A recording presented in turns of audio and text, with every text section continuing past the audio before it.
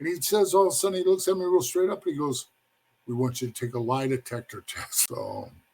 So what was it like, your prospecting? What's it like when you finally get your patch? And can you tell me about the lie detector test that they made you take? Well, see, after I did all that hanging around, and then I became, like I told you, a prospect May 4th. But before I become a prospect, they made me take that lie detector test. It was like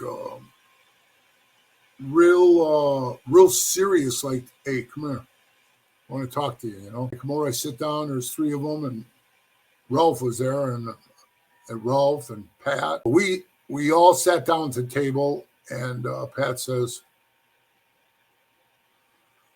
well, Charlie, how serious are you about being a Hell's Angel? And I said, I'm very serious. And when he said to me, I said to everybody that ever came around the club after I made a member, I said those exact same words that he said to me. You really want to be in this club?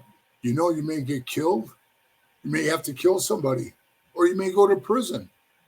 Are you ready for that? So I didn't really know how to answer that, to be honest with you. So I just kind of looked at him and said, well, I guess we'll just have to wait and see when the time comes, you know. I'll react in accordance the way I believe I have to, you know. And he goes, all right, well, we're going to ask you right now to do something. Bro, I was sitting there, I'm thinking, oh, no, man, because, you know, I was like, no.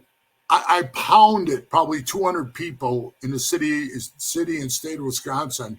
I mean, knocking them out left and right.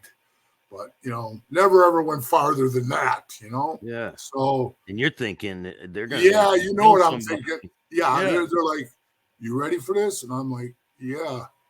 And I'm waiting for them to say, we want you to whack this. And I'm thinking, oof.